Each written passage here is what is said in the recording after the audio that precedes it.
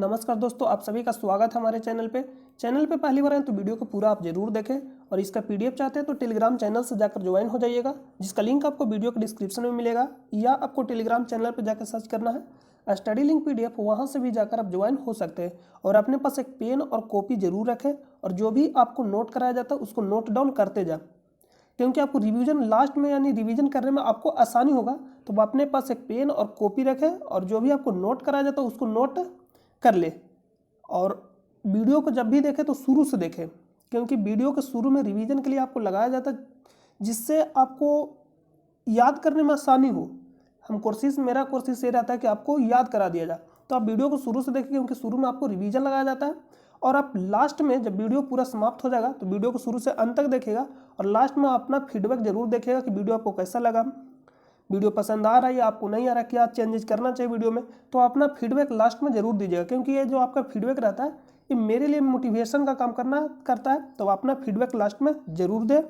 तो चलिए हम वीडियो को शुरू करते हैं। आज का जो पहला प्रश्न है, 1901 में प्रथम नोबेल शांति पुरस्कार विजेता हेनरी डुनट या ड्यूनेट भी बोलते हैं। देखिए 1901 में प्रथम नोबेल पुरस्कार विजेता हेनरी ड्यूनेट या डुनट बोलिए, जो भी बोले डुनेट, देखिए यहाँ पर लिखा है डुनेट ने किस संगठन का गठन किया था। तो सबसे पहला प्रश्न यहाँ ये बनेगा कि प्रथम नोबेल शांति पुरस्कार किसे दिया गया? हेनरी डुनेट को। कब दिया गया था? 1901 में दिया गया था। और ये किस संगठन का गठन किया था, यानी किस संगठन का गठन किया था हेनरी ड्यूनेट? तो नाम क्या है? इंटरनेशनल रेड क्रॉस संगठन का स्थापना किया। कौन? तो हेनरी ड्यूनेट। तो सीधा आपसे प्रश्न पूछेगा कि रेड क्रॉस का स्थापना किसने किया? Henry Dunant. हेनरी ड्यूनेट को नोबेल पुरस्कार या नोबेल शांति पुरस्कार कब दिया गया? 1901 में। पहला नोबेल शांति पुरस्कार किसे दिया गया? हेनरी ड्यूनेट को। कब दिया गया? 1901 में। और रेड क्रॉस का स्थापना कब किया था? 1863 में। और इसका मुख्यालय कहाँ? Geneva Switzerland. आप पूरा लिख लीजिएगा, स्विट्जरलैंड। स्थापना कब हुआ? 1863 में। इसका मुख्यालय कहाँ? Geneva, Switzerland. ये प्रश्न हो जाएगा। अगर आपसे प्रश्न पूछेगा सबसे अधिक बार नोबेल शांति पुरस्कार किसे दिया गया, यानी सबसे अधिक और विजेता कौन है? Red cross. विजेता कौन है? Red cross. 1 minute. Red cross.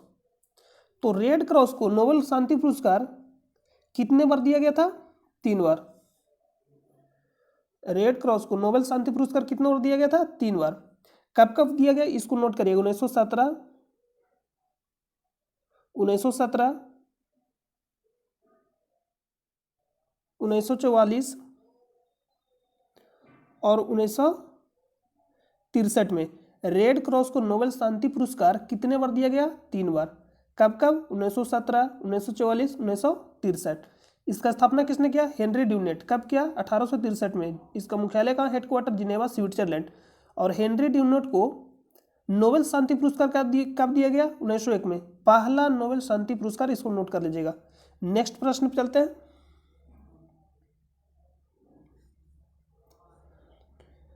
पूर्वी भारत की एक प्रश्न है,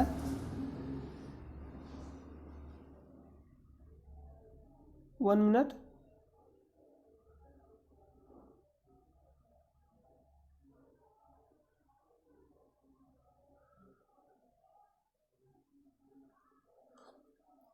देखिए प्रश्न है कि पूर्वी भारत की प्रधानमंत्री ऊर्जा गंगा परियोजना किससे संबंधित है? पूर्वी भारत की प्रधानमंत्री ऊर्जा गंगा परियोजना किससे संबंधित है? तो नाम क्या? प्राकृतिक गैस की पाइपलाइन। यह किससे संबंधित है? प्राकृतिक गैस की पाइपलाइन। कौन सा? तो पूर्वी भारत की प्रधानमंत्री ऊर्जा गंगा परियोजना। तो इसका राइट आंसर क्या हो जाएगा? Option number A. तो ये प्रश्न मोस्ट इंपोर्टेंट है। जो पिछला जो प्रश्न आपको बताया मोस्ट इंपोर्टेंट प्रश्न है, उसको आप जरूर याद रखिएगा। नेक्स्ट जो प्रश्न है, आयतन के आधार पर विश्व की सबसे बड़ी नदी कौन सी है? आयतन के आधार पर कहने का मतलब सबसे ज्यादा जल प्रवाह किस नदी में है? तो अमेजन। प्रवाह तंत्र के हिसाब से कौन सा सबसे बड़ी नदी है? अमेजन। और ये कहाँ बहती है? दक्षिण अमेरिका। यानी दक्षिण अमेरिका मतलब यहाँ लिख देंगे साउथ अमेरिका। ए से लिख दी, इसका मतलब साउथ अफ्रीका नहीं, समझ जाइए साउथ अमेरिका, साउथ अमेरिका। ये कहाँ बहती है? साउथ अमेरिका में बहती है। कहाँ बहती है? साउथ अमेरिका में। नील नदी, नील नदी ये आपको बताना है, नील नदी। हवांगहो, सिंधु, सिंधु कहाँ बहती है? भारत में।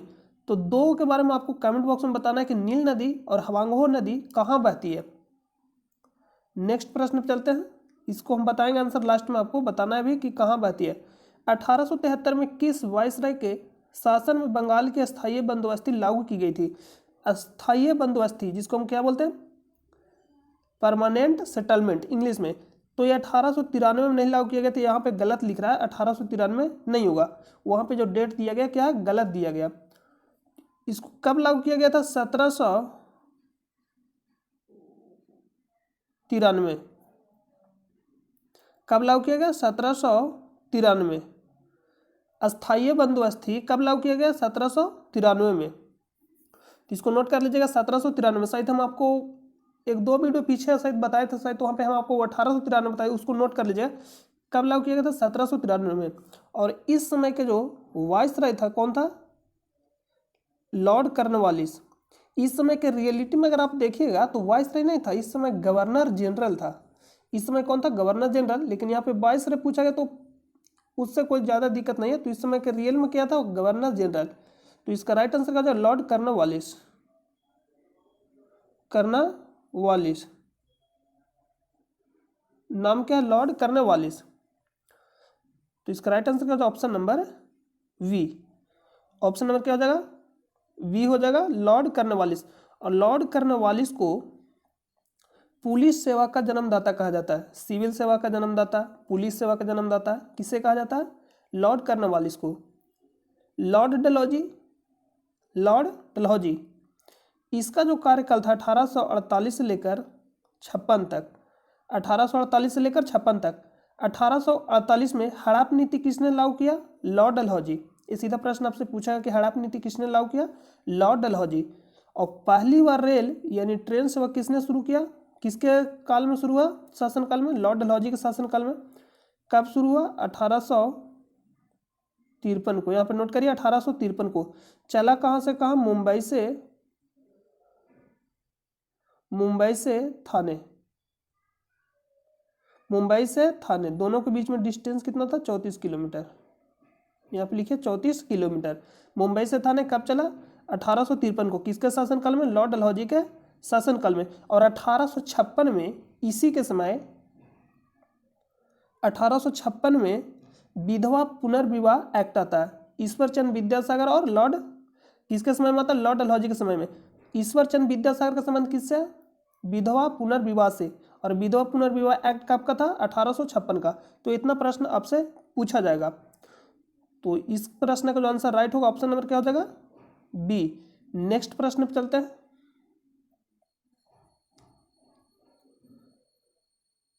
टॉर्च, सर्च लाइट और वाहन की हेडलाइटों में प्रकाश का शक्तिशाली समानांतर किरण पुंज उत्पन्न करने के लिए सामान्यतः किस प्रकार के दर्पणों का उपयोग किया जाता है?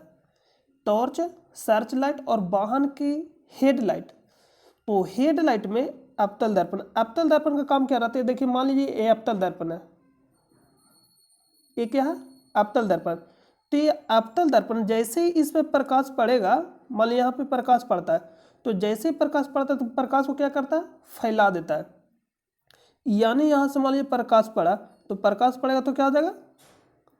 यहाँ से पड़ते हैं मतलब प्रकाश को क्या करता है? फैला देता है।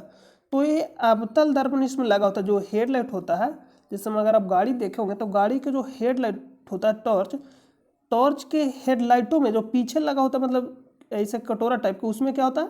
अवतल दर्पण। क्यों? क्योंकि प्रकाश को फैलाने का काम करता है। क्या करता है? प्रकाश को फैलाने का काम करता है। तो इसका राइट आंसर का ऑप्शन नंबर बी। और साइड मिरर के रूप में उत्तल दर्पण। गाड़ी के साइड मिरर के रूप में किसका उपयोग करते हैं? उत्तल दर्पण का उपयोग करते हैं। नेक्स्ट प्रश्न पे चलते हैं। बेलनाकार दर्पण कहने का मतलब दोनों आ जाएगा, उत्तल दर्पण भी और अवतल दर्पण भी। और एक प्रश्न यहाँ से और पूछा जा सकता है कि निकट दृष्टि दोष और दूर दृष्टि दोष। तो निकट दृष्टि दोष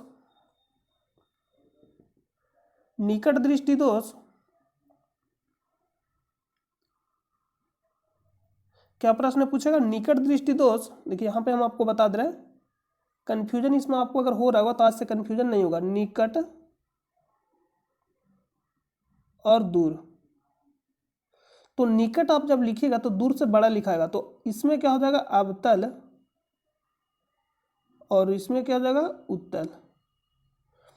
निकट दृष्टि दोष को दूर करने के लिए कौन सा चश्मे के लेंस का बना प्रयोग करते हैं, मतलब कौन सा लेंस का प्रयोग करते हैं? अवतल लेंस। और दूर दृष्टि उत्तल लेंस। यानी निकट बड़ा तो बड़ा को बड़ा के साथ, और छोटा तो छोटा के छोटा के साथ। दर्पण कभी मत उपयोग करिएगा, चश्मा में कभी दर्पण उपयोग हम नहीं करते हैं। क्या करते हैं? लेंस। निकट दृष्टि दोष में अवतल लेंस का उपयोग करते हैं, और दूर दृष्टि दोष में उत्तल लेंस का उपयोग करते हैं। यानी छोटा को छोटा के साथ और बड़ा को बड़ा के साथ। निकट बड़ा है तो बड़ा को बड़ा के साथ, और दूर छोटा है तो छोटा के छोटा के साथ। नेक्स्ट प्रश्न है, इनमें से कौन सी कार्यवाही सविनय अवज्ञा आंदोलन के शुरू होने की वजह बनी? कौन सी कार्यवाही? तो चौरी चौरी घटना एक हुआ 5 फरवरी 1922 को, जिसके कारण से महात्मा गांधी ने असहयोग आंदोलन को वापस ले लिया। जवाहरलाल नेहरू या अब्दुल गफ्फार खान की गिरफ्तारी। तो दांडी मार्च, हाँ दांडी मार्च यात्रा। दांडी मार्च यात्रा कब हुआ? 1930 को। 1930 को। तो कारण कौन सा? सविनय अवज्ञा आंदोलन के शुरू होने की वजह कौन सी है? दांडी यात्रा। सविनय अवज्ञा आंदोलन भी कब हुआ? 1930 में। भगत सिंह 1931। फांसी कब दिया गया? 1931 में। नेक्स्ट प्रश्न पे चलते हैं। और खान अब्दुल गफ्फार खान को सीमांत गांधी के नाम से भी जाना जाता है, इसको नोट कर लीजिएगा। खान अब्दुल गफ्फार खान को सीमांत गांधी के नाम से भी जाना जाता है।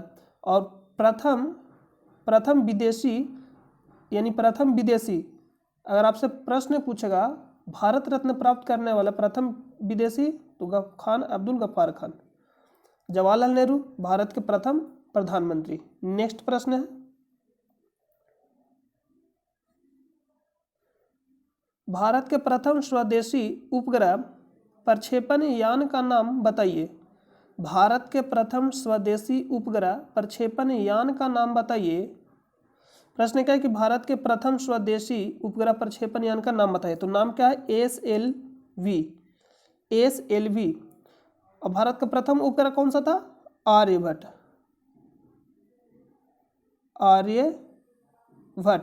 और इसको प्रक्षेपित कब किया गया था? 19 अप्रैल 1975 को। 19 अप्रैल 1975 को इसको प्रक्षेपित किया गया था। कहाँ से प्रक्षेपित किया गया था? सोवियत संघ, रूस से। 19 अप्रैल 1975 को आर्यभट्ट, भारत का प्रथम उपग्रह।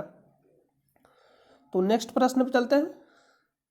और यहाँ पे दे रहा है GSLV MK3M1 के द्वारा किसको प्रक्षेपित किया गया? चंद्रयान 2 को। तो आपसे प्रश्न पूछा चंद्रयान 2 को किससे प्रक्षेपित किया गया? GSLV MK3M1 से। कब प्रक्षेपित किया गया था? कब प्रक्षेपित किया गया?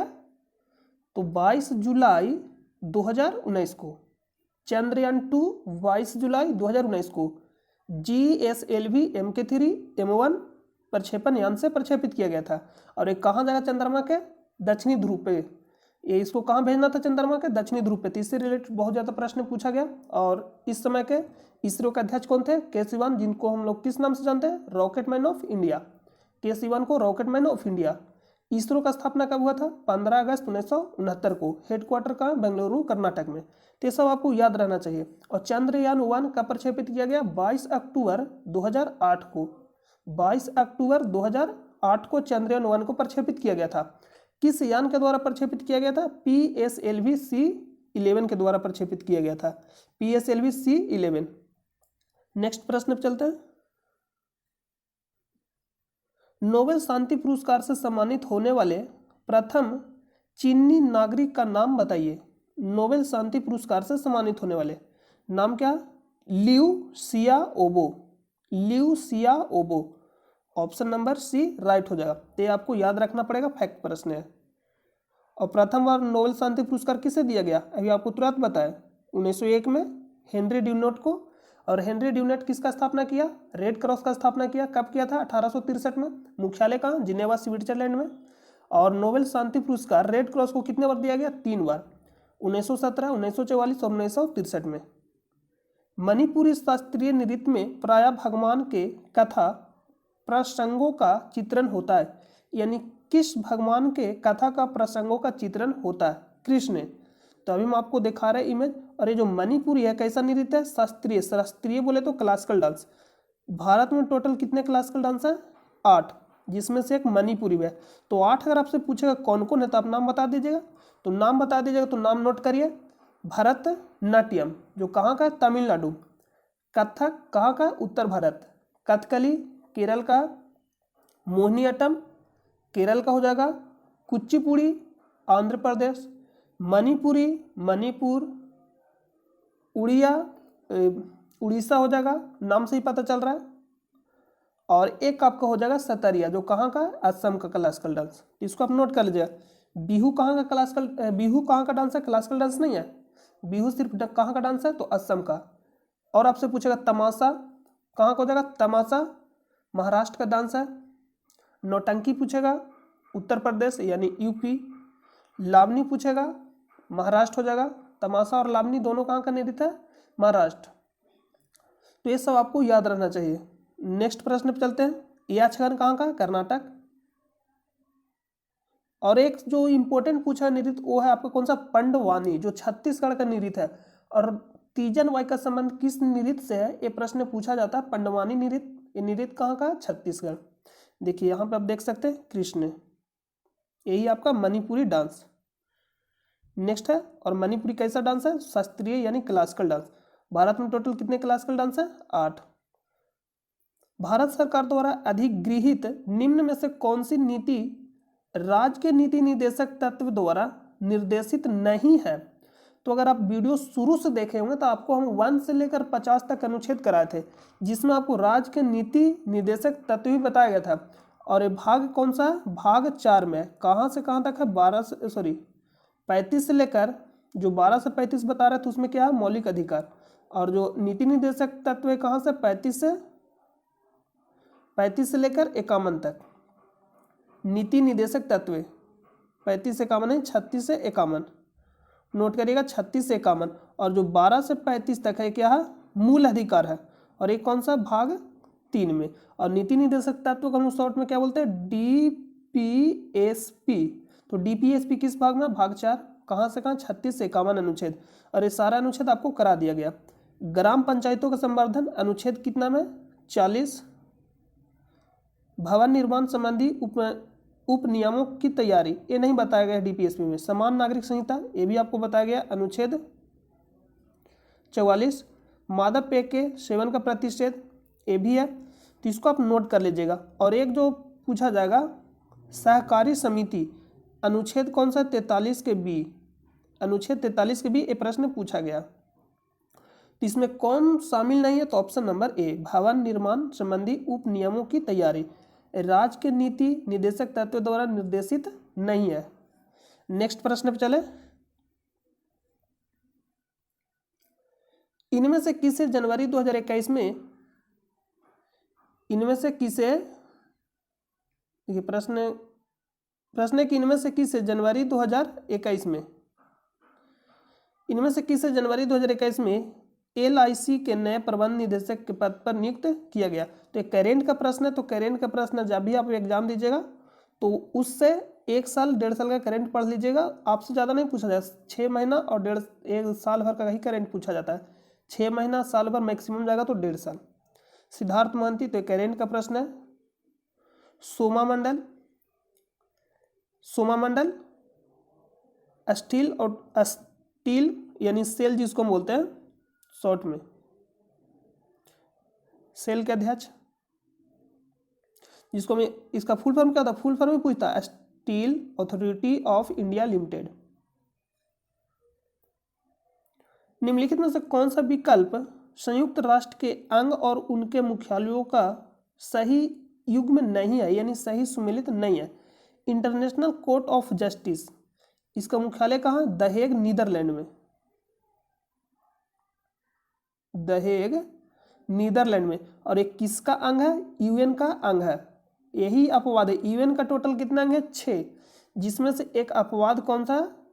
इंटरनेशनल कोर्ट ऑफ जस्टिस, जिसको हम लोग क्या बोलते हैं? अंतर्राष्ट्रीय न्यायालय। अंतर्राष्ट्रीय न्यायालय, इसका मुख्यालय कहाँ? द हेग, नीदरलैंड में। बाकी जितने भी यूएन के अंग है सभी का मुख्यालय कहाँ? न्यूयॉर्क, अमेरिका में। और यूएन का स्थापना कब हुआ था? 24 अक्टूबर 1945 को। विश्व स्वास्थ्य संगठन WHO, इसका मुख्यालय कहाँ? Geneva, Switzerland. वो देखिए न्यूयॉर्क दिया गया, तो यही आपका गलत हो जाएगा, ऑप्शन नंबर बी। मुख्यालय कहाँ? जिनेवा, यानी जिनेवा, स्विट्जरलैंड में। जिनेवा, स्विट्जरलैंड, इसको नोट कर लीजिएगा। और जिनेवा, स्विट्जरलैंड में किसका मुख्यालय है? विश्व स्वास्थ्य संगठन का। और एक मुख्यालय और है जो इंपॉर्टेंट है, WTO, वर्ल्ड ट्रेड ऑर्गेनाइजेशन, जिसको हम बोलते हैं वर्ल्ड ट्रेड ऑर्गेनाइजेशन, इसका मुख्यालय कहाँ? जिनेवा, स्विट्जरलैंड में। ILO, इंटरनेशनल लेबर ऑर्गेनाइजेशन, इसका भी मुख्यालय कहाँ? जिनेवा, स्विट्जरलैंड में। संयुक्त राष्ट्र शैक्षणिक, वैज्ञानिक एवं सांस्कृतिक संगठन, जिसको हम क्या बोलते हैं? यूनेस्को, फ्रांस, पेरिस, सही दे रहा आपका। अंतर्राष्ट्रीय परमाणु ऊर्जा एजेंसी, वियना, ऑस्ट्रिया। एक ऑस्ट्रेलिया है जो अलग है, और एक ऑस्ट्रिया जो कहाँ पड़ा था? ऑस्ट्रिया यूरोप महादेश में। तो इसका मुख्यालय कहाँ? यूरोप महादेश वाला जो वियना आपका हो जाएगा ऑस्ट्रिया। अंतर्राष्ट्रीय परमाणु ऊर्जा एजेंसी। तो इस प्रश्न का जो आंसर होगा ऑप्शन नंबर बी। ये मोस्ट इंपोर्टेंट है, इसको आप जरूर याद रखिएगा। और IMF का मुख्यालय कहाँ? वाशिंगटन DC, अमेरिका में। इंटरनेशनल मॉनेटरी फंड, जिसको हम बोलते हैं, फुल फॉर्म में आपसे पूछा जाता है। और इसका स्थापना कब हुआ था? ब्रिटेन वुड्स सम्मेलन 1944 के तहत किया गया था। किसका? IMF और विश्व बैंक दोनों का स्थापना किस सम्मेलन के द्वारा किया गया था? ब्रिटेन वुड्स सम्मेलन 1944। ब्रिटेन वुड्स सम्मेलन 1944 के तहत किया गया था। मुख्यालय दोनों का वाशिंगटन DC, अमेरिका में। नेक्स्ट है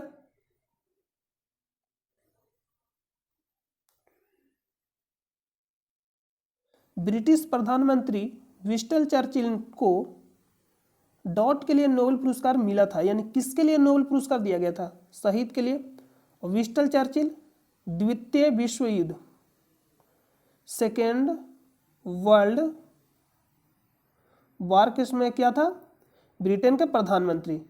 इसको नोट कर लीजिएगा, प्रश्न पूछा जाता है कि द्वितीय विश्व युद्ध के समय ब्रिटेन के प्रधानमंत्री कौन था? Winston Churchill. Winston Churchill. Next प्रश्न है,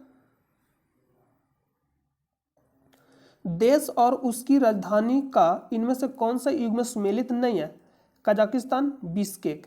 एक गलत दे रहा है, अभी हम आपको राजधानी देखा रहे। इसका राइट आंसर तो ऑप्शन नंबर ए हो जाएगा, लिम्बिया, त्रिपोली, बाहमास, नसाओ, बेल्जियम, ब्रुसेल्स। तो ये जो आपको गलत चुनने के लिए दिया गया है, यहाँ पे आसान जो मतलब इजी है उसको ही यहाँ पे गलत दिया गया, तो आप आसानी से इसको चुन सकते हैं। क्यों? क्योंकि ये जो दिया गया एशिया का सभी है। देखिए यहाँ पे हम आपको बता रहे हैं, यहाँ पे आपसे क्या पूछा? कजाकिस्तान। तो कजाकिस्तान अगर आप ध्यान से देखिएगा,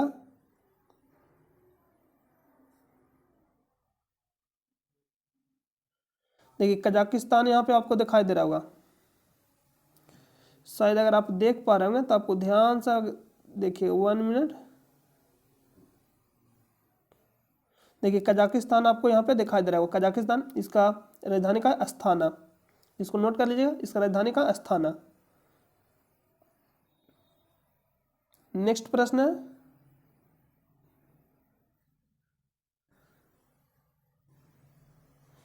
कंप्यूटर का ऑपरेटिंग सिस्टम किसका उदाहरण है? कंप्यूटर का जो ऑपरेटिंग सिस्टम है किसका उदाहरण है?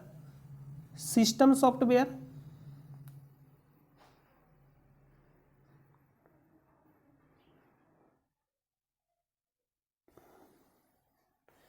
देखिए प्रश्न पूछा कंप्यूटर का ऑपरेटिंग सिस्टम किसका उदाहरण है? तो सिस्टम सॉफ्टवेयर का उदाहरण है। देखिए सॉफ्टवेयर कहने का मतलब जिसको हम लोग टच नहीं कर सकते, तो ये किसका उदाहरण है? सिस्टम सॉफ्टवेयर का। और हार्डवेयर मतलब जिसको हम लोग टच कर सकते हैं। तो सिस्टम सॉफ्टवेयर का उदाहरण कंप्यूटर का ऑपरेटिंग सिस्टम। ताप विद्युत संयंत्र और उसके स्थान का इनमें से कौन सा युग में सुमेलित नहीं है? नवेली तमिलनाडु सही है, पनकी उत्तर प्रदेश ये भी सही है, कोरबा छत्तीसगढ़ ये भी सही है, तलचर असम, तो तलचर है जो असम में नहीं है, तो इसका राइट आंसर क्या होगा? Option number B. तो आपका मन में ये प्रश्न उठ रहा है कि ये तो हो तलचर असम में नहीं तो कहाँ है? तो ये आप याद कर लीजिए। देखिए हम आपको बता रहे हैं यहाँ तलचर, देखिए तलचर जो कहाँ स्थित है? उड़ीसा में। देखिए यहाँ पे आप देख रहे होंगे कि तलचर कहाँ? उड़ीसा में। बाकी यहाँ इमेज से भी आप देख सकते हैं, देखिए तलचर उड़ीसा में। तो एक और हम आपको रिपीट करा दे रहे हैं जो आप याद कर लीजिएगा, जो इंपॉर्टेंट है। कोरबा बिलासपुर छत्तीसगढ़ में स्थित है, तो आपको सीधा याद क्या रखना है? छत्तीसगढ़, कोरबा छत्तीसगढ़। रामागुंडम कहाँ? आंध्र प्रदेश। सिंगरौली उत्तर प्रदेश। विंध्याचल छत्तीसगढ़। रिहंद उत्तर प्रदेश। फरक्का मुर्शिदाबाद यानी पश्चिम बंगाल। और कहलगांव बिहार, आपको याद रखना कहलगांव मोस्ट इंपॉर्टेंट है, बिहार। एनटीपीसी गाजियाबाद यानी उत्तर प्रदेश। ऊंचाहार रायबरेली उत्तर प्रदेश। तो इस प्रश्न का राइट आंसर क्या होगा? तलचर कहाँ स्थित है? उड़ीसा में। यहाँ पे दिया गया असम। तो गलत सुमेलित आपको करना था, यानी गलत आपको चुनना था कि कौन सा गलत सुमेलित है। प्रधानमंत्री मुद्रा योजना का क्या उद्देश्य है? तो गैर कॉरपोरेट लघु व्यापार क्षेत्र को वित्तीय सहायता का प्रावधान, इसका उद्देश्य क्या है? गैर कॉरपोरेट लघु व्यापार क्षेत्र को वित्तीय सहायता का प्रावधान। तो ऑप्शन नंबर ए राइट हो जाएगा, प्रधानमंत्री मुद्रा योजना का उद्देश्य। वाकई अगर आप ऑप्शन पढ़े तो ऑप्शन से भी आप एलिमेंट कर सकते हैं। एलिमेंट करने का कहने का मतलब है कि आप ऑप्शन को पढ़ के छांट सकते हैं, कि गलत को आप छांट लीजिए तो आपको सही आंसर मिल जाएगा। चांदी किस पदार्थ के साथ अभिक्रिया करने पर काली पड़ जाती है? गंधक, जिसको हम लोग क्या बोलते हैं? सल्फर, सल्फर S16, इसको आप याद रखिएगा। कार्बन, सबसे लंबा श्रृंखला कौन बनाता है? कार्बन, यानी सबसे लंबा चेन कौन बनाता है? कार्बन। C6, मैग्नीशियम Mg12, जस्ता Zn30। नेक्स्ट प्रश्न पे चलते हैं। उर्दू को डॉट के रूप में भी जाना जाता है, लश्करी जवान। उर्दू को हम किस रूप में जानते हैं? लश्करी जवान, लश्करी जवान। और आपको ये बताना कि संविधान के 22 जो भाषा उसमें शामिल है या नहीं उर्दू। तो इसका आंसर कहाँ बताना आपको? कमेंट बॉक्स में। निम्नलिखित में से कौन से गुणसूत्र लड़की के जन्म के कारक होते हैं? तो मान लीजिए कि यहाँ पे लिख रहे हैं बॉय, यहाँ पे लिख रहे हैं गर्ल, तो जो बोवाई में होता है क्या होता है? XY, XY, और यहाँ पे XX। तो यहाँ से मान लीजिए कि X आता है और यहाँ से तो ऑलरेडी X है, तो यहाँ से भी क्या आएगा? X। तो जन्म क्या लेगी? गर्ल। लेकिन अगर यहाँ से मान लीजिए कि आता है Y, यहाँ से Y और यहाँ से X, यहाँ से Y और यहाँ से X, तो क्या होगा? जन्म क्या लेगा? बॉय, यानी लड़का। तो यहाँ XX है, तो यानी क्या हो जाएगा? लड़की के जन्म के साथ कारक कौन सा? XX। नेक्स्ट है, निम्नलिखित में से कौन सा एक कंप्यूटर का आंतरिक हिस्सा नहीं है? रैम है, मदरबोर्ड भी है, वीडियो कार्ड भी है, लेकिन फ्लैश ड्राइव यानी ये क्या है? आंतरिक हिस्सा नहीं है। तो इसका राइट आंसर क्या हो जाएगा? Option number D. ऑप्शन आप समझ गए होंगे इमेज देखकर कि ये क्या होता है? Flash drive. तो इसका राइट आंसर क्या होगा? Option number D. पशुओं के इनमें से किस फाइला में उनके पैर जुड़े होते हैं?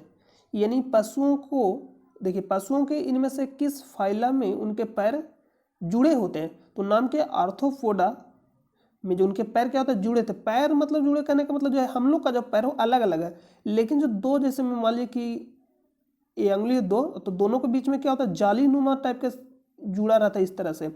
तो ये किसके पैर होते हैं? आर्थ्रोपोडा। तो आप याद रखिएगा आर्थ्रोपोडा फाइला में उनके पैर जुड़े होते हैं। निम्नलिखित में से कौन सा भारतीय रिजर्व बैंक, तो भारतीय रिजर्व बैंक से सबसे ज्यादा प्रश्न पूछेगा। पहला तो पूछेगा आरबीआई एक्ट कब का था, 1934। 1934। स्थापना कब हुआ, 1 अप्रैल 1935 को। राष्ट्रीयकरण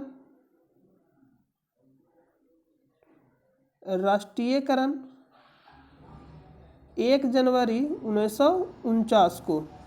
आरबीआई का स्थापना एक्ट 1934 के तहत 1 अप्रैल 1935 को। राष्ट्रीयकरण 1 जनवरी 1949 को। और इसका मुख्यालय कहाँ, महाराष्ट्र यानी मुंबई महाराष्ट्र में। और इसका जो प्रतीक चिन्ह है क्या है, ताड़ का पेड़ और बंगाल टाइगर। तो इसको भी आप नोट कर लीजिएगा।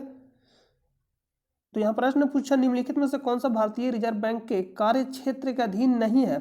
सरकार के लिए बैंकर, यह है। अंतिम विकल्प के रूप में ऋणदाता, ये भी है। मुद्रा जारी करने वाला बैंक, ये भी है। लेकिन जनता के लिए बैंकर, ये जनता के लिए काम नहीं करता है। तो इसका राइट आंसर क्या है, ऑप्शन नंबर ए। आरबीआई का काम क्या है, अगर आरबीआई से मान लीजिए जो भी छोटा छोटा बैंक है, रिजर्व बैंक अगर छोटा बैंक को देगा लोन, तो इसको हम लोग क्या बोलेंगे, रेपो रेट। यानी जो छोटा बैंक है आरबीआई से लोन लेगा तो इसको क्या बोलेंगे, रेपो रेट। लेकिन जो आरबीआई है छोटा बैंकों से ऋण लेगा तो क्या बोलेंगे, रिवर्स रेपो रेट, यानी उल्टा। रिवर्स का मतलब क्या होता है, उल्टा। आरबीआई से जब कौन लेगा, जब अन्य बैंक लेगा ऋण, यानी ऋण लेगा यानी उधार लेगा, तो उसको हम लोग क्या बोलेंगे, रेपो रेट। किससे, आरबीआई से। लेकिन जब आरबीआई अन्य बैंकों से लेगा तो उसको क्या बोलेंगे, रिवर्स रेपो रेट। नेक्स्ट है, ताजमहल की सजावट के लिए मुख्यतः किस वस्तु तकनीक का इस्तेमाल किया गया है। ताजमहल की सजावट के लिए मुख्यतः किस वस्तु या तकनीक का इस्तेमाल किया गया, वस्तु तकनीक का इस्तेमाल किया गया। नाम क्या, पेट्रा ड्यूरा। किसका उपयोग किया गया, पेट्रा ड्यूरा। इसको आप सर्च करिएगा गूगल पे, आप देख लीजिएगा कि इमेज कैसा होता है। हम यहाँ पे इमेज लगाना भूल गए तो आप इसको सर्च करके देख लीजिएगा। नेक्स्ट है, और ताजमहल कहाँ स्थित है, आगरा उत्तर प्रदेश। इनमें से कौन सा एक ताम्र अयस्क है, ताम्र अयस्क है यानी तांबे का अयस्क है। तो हेमेटाइट किसका अयस्क है, लोहा, मैग्नेटाइट लोहा। क्रोमाइट लोहा का अयस्क नहीं भी है, लेकिन मैलेकाइट किसका अयस्क है, ताम्र बोले तो कॉपर का, ताम्र बोले तो कॉपर का। हेमेटाइट लोहा, मैग्नेटाइट लोहा, और मैलेकाइट किसका है, कॉपर का। तो इसका राइट आंसर क्या है, ऑप्शन नंबर सी। पूछा कि ताम्र अयस्क है। तो नेक्स्ट प्रश्न पे चलते हैं।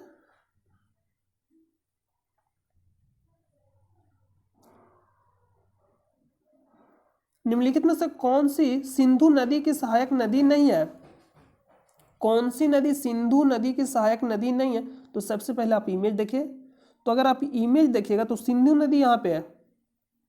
यहाँ पे कौन सा मानसरोवर झील स्थित है,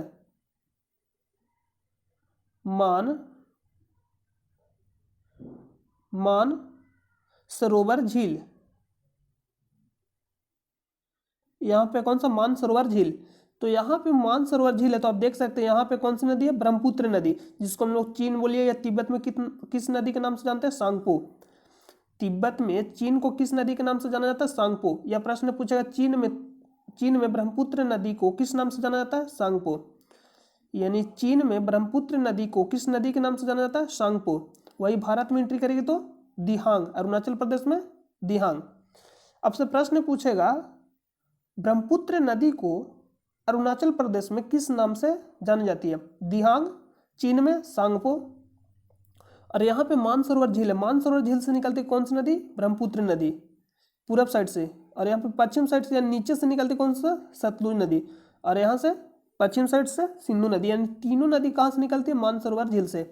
यहाँ पे अगर ज्यादा डीप में पूछेगा सतलुज नदी को तो क्या देगा ऑप्शन में, राक्षसताल झील, तो भी आंसर हो जाएगा। तो यहाँ पे सिंधु नदी देखिए, यहाँ पे सिंधु नदी आ रही है यहाँ पे, तो यहाँ पे झेलम मिलेगी, उसके बाद चिनाब, उसके बाद रावी, उसके बाद सतलुज, यहाँ के सब मिल जाएगी सिंधु नदी में। यहाँ पे लूनी है तो लूनी विलुप्त हो जाती है, लूनी नहीं मिलती है।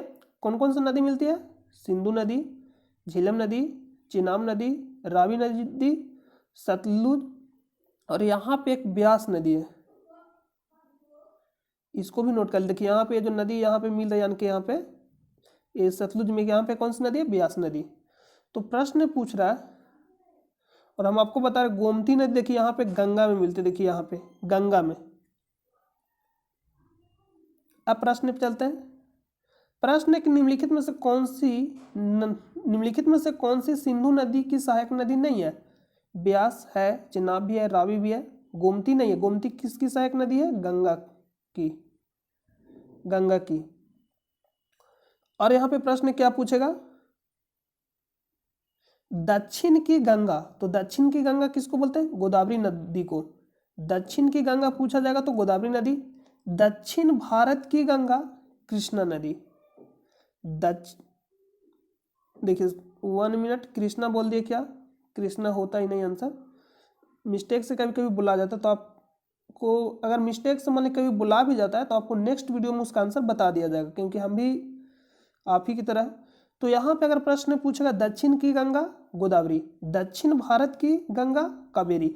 ध्यान से सबको सुनिए, दक्षिण की गंगा यानी भारत नहीं लगा हुआ है, सिर्फ प्रश्न क्या बोलेगा, दक्षिण की गंगा गोदावरी, दक्षिण भारत की गंगा कावेरी। इसको आप नोट कर लीजिएगा। और भारत की गंगा गंगा, ये तो आपको मालूम ही है।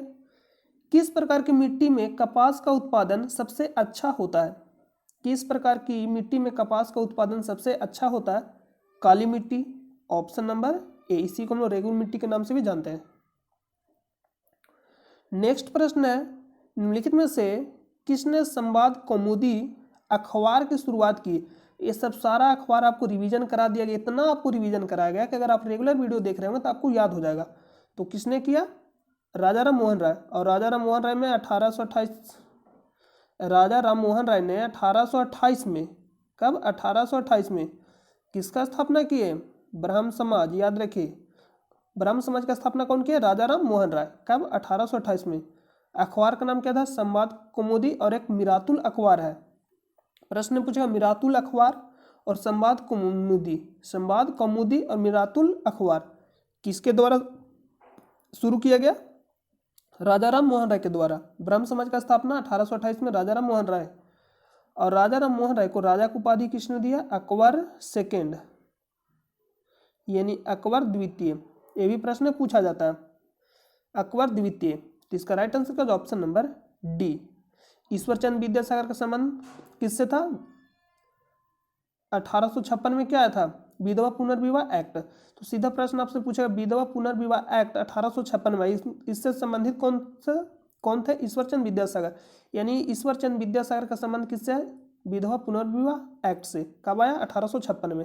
सीधा प्रश्न पूछेगा कि 1856 में विधवा पुनर्विवाह एक्ट कब का था, 1856 का। किसके समय आया था, लॉर्ड डलहौजी के समय। ये आपको पीछे बताया गया था।